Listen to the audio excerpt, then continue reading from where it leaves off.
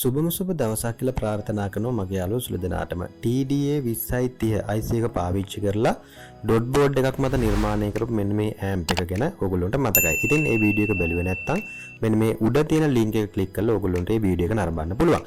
ඉතින් මේ වීඩියෝ එක නරඹපු ගොඩක් දෙනෙක් මගෙන් ඉල්ලීමක් කළා තිබ්බා මේ ඇම්ප් එක PCB එකක නිර්මාණය කළ දෙන්න කියලා. ඉතින් ඔන්න මම අද ඒ නිර්මාණය අරගෙන ආවා.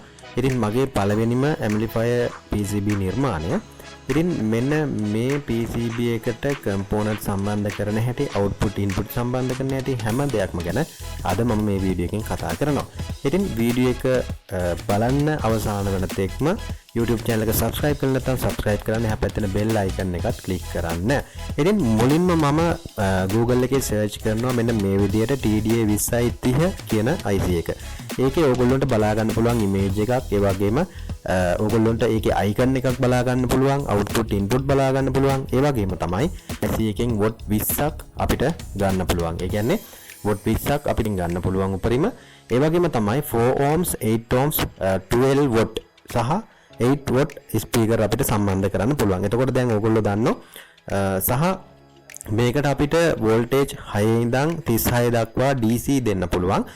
දැන් ඕගොල්ලෝ දන්නවා මේකට මොන වගේ ස්පීකර්ද සම්බන්ධ කරන්න පුළුවන් කියන එක සහ IC එකේ watt කීයක් තියෙනවද කියන එක දැනගන්න තමයි මම IC එක ගැන මෙන්න මේ වගේ පැහැදිලි කිරීමක් ඕගොල්ලන්ට අරගෙන ආවේ. ඉතින් දැන් මම ඕගොල්ලන්ට පෙන්නන්නම් මම මේ නිර්මාණය කරපු PCB එක සියලුම component මේකට අවශ්‍ය කරන සියලුම component මම මෙන්න මේ විදිහට දාලා තියෙනවා. ඉතින් ඒ නැතත් ඕගොල්ලන්ට පුළුවන් මේ PCB එකේ මම සටහන් කරලා තියෙනවා. ඒ විදිහට PCB එක අරගෙන ගියත් ඕගොල්ලන්ට වෙළඳ පොලෙන් මේ තියෙන component මිලදී ගැනීමේ හැකියාව තියෙනවා. ඉතින් මුලින්ම මම මේ PCB එකේ පාසන්න යන්නේ resistor ටික, resistor අගයන්. මම මේ හැම තැනම resistor තියෙන තැන්වල මම සටහන් කරලා තියෙනවා. ඉතින් ඒ විදිහට මම resistor ටික දැන් පාස ගන්න යන්නේ. ඉතින් resistor පාසන ඒවා එකින් එකට මම ඕගොල්ලන්ට කරන්න බලාපොරොත්තු වෙන්නේ නැහැ. ඒ මොනොත් තව වීඩියෝ එක ගොඩාක් දික් වෙන නිසා. ඉතින් item එකක් එහෙම නැත්නම් component එකක් පාසන හැටි මගේ යාළුවෝ දන්නවා දැන්. ඉතින් ඊළඟට මම IN4007 diode දෙක මෙන්න මේ විදිහට පාස ගන්න. එතකොට මේ diode එකේ සුදු පාට ඉර තියෙන පැත්ත මෙන්න මේ ඉර තියෙන පැත්තටම දාලා පාස ගන්න තියෙන්නේ. ඊළඟට මයිලර් කැපැසිටර් ටික මම පාස ගන්න යන්නේ මෙන්න මේ තියෙන ඉලේ මේ මයිලර් කැපැසිටර් වල පින් අග්‍ර නවලා ඕගොල්ලෝ පිළිවෙලකට පාස ගන්න ඉඩ තිබෙන විදිහට. මම ගොඩාක් මේක ලොකු කරේ නෑ. එහෙම තව PCB එක ලොකු වෙන නිසා. ඉතින් ඒ නිසා මම පුංචි ඉඩක තමයි මේක නිර්මාණය කරලා තියෙන්නේ. ඉතින් ඒ නිසා ඕගොල්ලෝ component මෙන්න මේ විදිහට පාස ගැනීම සිද්ධ කරන්න. ඊළඟට මම අනිකුත් කැපැසිටර් ටික ඔක්කොම පාස ගන්නවා. ඉතින් 2200 net කැපැසිටර් සියල්ල මෙතනින් මම පාස ගන්නවා. ඉතින් මේ තියෙන්නේ 100 UF කැපැසිටර්, ඒ වගේම 1 UF කැපැසිටර්, 22 UF කැපැසිටර්, 2200යි UF කැපැසිටර් ටික තියෙන්නේ. ඉතින් මේ ටිකත් මම පිළිවෙලකට පාස ගන්නවා. ඉතින් දැනුත් මම කියනවා එකින් එකට මම ඉතින් ඒව පාසන ඒවත් මම අරගෙන ඉන්නේ නැහැ. දැනට අවශ්‍යම component පාසන ඒවා විතරයි මම ඔයගොල්ලන්ට මේ වීඩියෝ එකේදී පෙන්නන්නේ. ඉතින් ඒ සටහන් කරලා තියෙන තැන් වලින් මේ කැපැසිටර් වල දාන රින ඕගොල්ලෝ දන්නවා. නොදන්න කෙනෙක් ඉන්නෝ නම් සුදු පාට ඉර තියෙන පැත්ත මෙන්න මේ සුදු ඉර තමයි මේකේ රින වෙන්නේ, අනිත් පැත්ත තමයි ධන වෙන්නේ. ඉතින් මේ සුදු පාට ඉර තියෙන පැත්ත කැපැසිටර් එකේ රින ඒක මම සටහන් කරලා තියෙනවා. ඒ විදිහට ඕගොල්ලෝ පාස ගන්න. ඊළඟට මම IC එක මෙන්න මේ TDA2030 කියන IC එක තමයි මම දැන් පාසන්න යන්නේ. ඉතින් පාසන්න කලින් ඕගොල්ලෝ කළ යුතු දෙයක් තමයි මෙන්න මේ පින් වල තියෙන අග්‍ර පුළුවන් තරම් ටොයිසර් එකක් හරි වෙන උපකරණයක් පාවිච්චි කරලා මෙන්න මේ විදිහට සුද්ධ කරගන්න ඕන.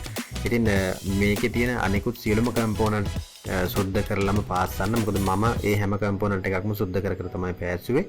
එතකොට යම් ගැටලුවක් තිබ්බත් ඒ හරහා එන ගැටලුව එතෙන්දී එන්නේ නැහැ. ඒ නිසා component වල අග්‍ර පිරිසිදු කරලා මෙන්න මේ විදිහට සම්බන්ධ කරගන්න. ඉතින් ඕගොල්ලොන්ට කැමති විදිහට මේ බෝඩ් එකේ මුලින් IC එක පාස ගන්න පුළුවන්. ඉතින් ඕගොල්ලෝ කැමති විදිහට, ඒ කියන්නේ ඕගොල්ලෝ කැමති විදිහට බෝඩ් එකේ item පාස ගන්න පුළුවන්. ඉතින් මම IC එක අන්තිමටම පෑසුවේ. ඒකෙම විශේෂත්වයක් නැහැ.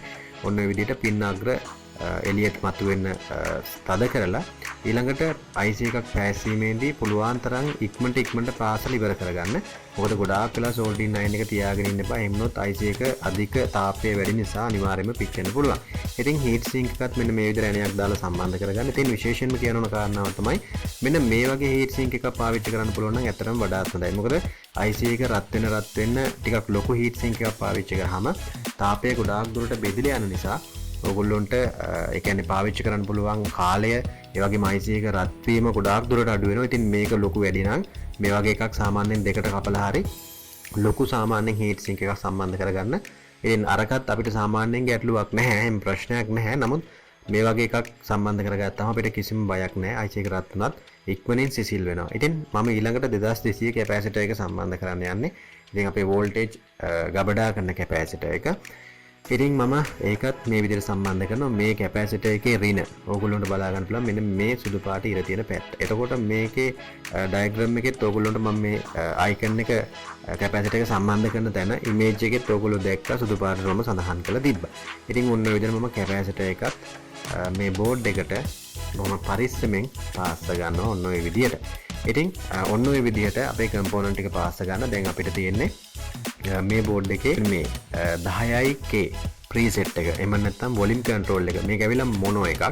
ස්ටීරියෝ එකක් නෙවෙයි. එතකොට තනි IC එක නිසා මේක ස්ටීරියෝ වෙන්නේ නැහැ. ඉතින් ඔන්න ඔය විදිහට මම 10K ප්‍රීසෙට් එකත් වොලියම් කන්ට්‍රෝල් එකත් ඔන්න ඔය විදිහට සම්බන්ධ කරනවා. ඉතින් AUX කේබල් එක සම්බන්ධ කිරීමේදී AUX කේබල් එකක් සම්බන්ධ කරනකොට ඔයගොල්ලෝ දන්නවා AUX වල වයර් තුනක් තියෙනවා. ඉතින් LED බල්බ් එකත් ඕගොල්ලෝ ඔන්න ඔය විදිහට මම සටහන් කරලා තිනවා දනරින්න තියෙන පැත්තට LED බල්බ් එකත් ඔන්න ඔය විදිහට සම්බන්ධ කරන්න. මොකද ගොඩාක් බෝඩ් වල පවර් ආවා කියන එක ඉන්ඩිකේට් වෙන්නේ නැහැ. ඉතින් අන්න ඒ නිසා තමයි මම මේ LED බල්බ් එක සම්බන්ධ කරේ. ඉතින් මම කී හිටියේ මෙන්න මේ AUX කේබල් එක ඕගොල්ලන්ට පේන වයර් තුනක් තියෙනවා. එතකොට මේ වයර් තුන තමයි මම කලින් වීඩියෝ එකෙත් කතා කරා. රතු පාට සුදු පාට දෙක තමයි ඒ කියන්නේ left right වෙන්නේ. අනිත් එක තමයි ground වෙන්නේ. ඉතින් මෙතෙන්දී left right දෙකම මම එකට එකතු කරලා තමයි මෙතෙන්දී සම්බන්ධ කරන්නේ. මොකද තනි IC එකක් නිසා මේක ස්ටීරියෝ වෙන්නේ නැහැ. මොනෝ විදියට තමයි අපි මෙතෙන්දී පාවිච්චි කරන්නේ. ඉතින් මම මෙන්න මෙතන සටහන් කරලා තියෙනවා in කියලා සඳහන් කරලා තියෙනවා. ඔයගොල්ලන්ට පේනවා මේ බෝඩ් එකේ මම පහළ සඳහන් කරලා තියෙනවා in කියලා in ධන in ඍණ. ඊළඟට ස්පීකර් ලයින් වලත් SP ඍණ ධන මම සඳහන් කරලා තියෙනවා. ධන රතු පාටත් ඍණ කළු පාටත් විදියට ඔන්න ඔය විදිහට සම්බන්ධ කරගන්න. ඉතින් ඊළඟට 12 වෝල්ට් ලයින් එක මෙන්න මෙතෙන්ට ලබා දෙන්න තියෙන්නේ බෝඩ් එකේ උඩ කෙළවර 12 වෝල්ට් V අයින් කියලා සඳහන් කරලා තියෙනවා. එතෙන්ටත් ඒ වගේම GND ground එකත් සම්බන්ධ කරන්න. ඉතින් ඔන්න ඔය විදිහට තමයි සියලුම කම්පෝනන්ට් ටික අපි පාස්සලා අවසන් කරේ. ඉතින් දැන් අපිට තියෙන චෙක් කරගන්න ඕන මම පවර් ඔන් කරා ලයිට් එක ඉන්ඩිකේට් වුණා කිසිම ගැටලුවක් නැහැ. දැන් මේ වගේ අත තිබ්බහම මේකේ හම් එකක් සාමාන්‍යයෙන් එනවා. මම කතා කරන්නේ නැහැ. ඔයගොල්ලෝ බලාගෙන ඉන්න.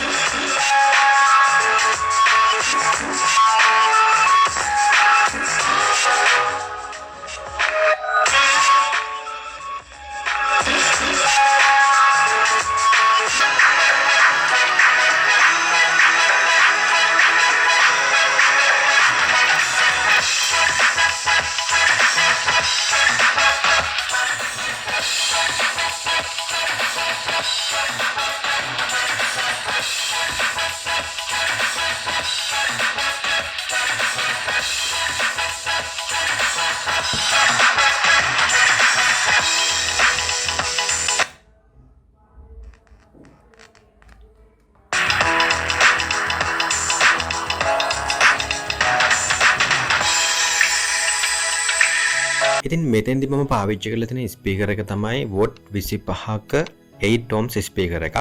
ඉතින් මේ IC එක වොට් 20 වුණාට 25 දාලා තියෙන්නේ මම. ඉතින් සාමාන්‍යයෙන් IC එක ටිකක් වැඩිපුර රත් වෙනවා. ඉතින් හීට් සින්ක් එක ටිකක් ලොකු කරගත්තාම ඒක ඒ තරම් ප්‍රශ්නයක් වෙන්නේ නැහැ. ඉතින් සාමාන්‍යයෙන් වොට් 20 වොට් 15 වගේ දාගත්තොත් සාමාන්‍ය ටිකක් සද්දේ වැඩිපුර ඔයගොල්ලොන්ට අහන්න පුළුවන්. ඉතින් ලොකු බේස් එකක් මේ තනි IC එක තියෙන ඇම්ප් එකෙන් බලාපොරොත්තු වෙන්න එපා. සාමාන්‍යයෙන් තමන්ගේ ෂොප් එකට එහෙම නැත්නම් තමන් වැඩ කරන මේසේ ළඟට ඒ වගේ සාමාන්‍යයෙන් මේක සම්බන්ධ කරගත්තාම සහ කාමරයකට සාමාන්‍යයෙන් හොඳට සද්ද තියෙන හොඳ ඇම්ප් එකක් කියලා මට මේක රෙකමන්ඩ් කරන්න පුළුවන්. ඉතින් විශේෂයෙන්ම කියන්න ඕන මේ ඇම්ප් එක නිර්මාණය කරන්න කියලා ගොඩාක් දෙනෙක් කිව්වා. ඉතින් මේකේ PCB එකක් අනිවාර්යෙන්ම අවශ්‍යයි කියලා. ඉතින් ඔන්න ඒ ඉල්ලීම මත මගේ පළවෙනිම amplifier PCB එක. ඉතින් ඔන්න මම නිර්මාණය කරා. මේ PCB එක ඔයගොල්ලන්ට මිලදී ගැනීමට අවශ්‍යතාවයක් තියෙනවා නම් ඔන්න ඔය පහළ තියෙන WhatsApp නම්බරයට මැසේජ් එකක් දාන්න පුළුවන්, කෝල් එකක් ගන්න පුළුවන්. කිසිම ගැටලුවක් නැහැ. ඉතින් මේ කාරණාවත් මතක් කරන ගමන් මම හිතනවා අද මේ වීඩියෝ එක ඔයගොල්ලන්ට වටින වැදගත්කමටපත් වෙන්න ඇති කියලා. වීඩියෝ එක හොඳ නම් ලයික් කරන්න, ෂෙයා කරන්න, මොන හරි අඩුපාඩුවක් තියෙනවා නම් කමෙන්ට් එකක් දාන්න. මගේ YouTube channel එක subscribe කරන්න, එහා පැත්තේ bell icon එකත් click කරන්න. තව දිනකින් උදා වෙන්නා වූ නව වසර සුබම සුබ නව වසරක් වේවා කියලා ප්‍රාර්ථනා කරන ගමන් අදට ගිහිල්ලා එන්නම්. අලුත් අවුරුද්දේ හමු වෙමු. මම SL චන්ද.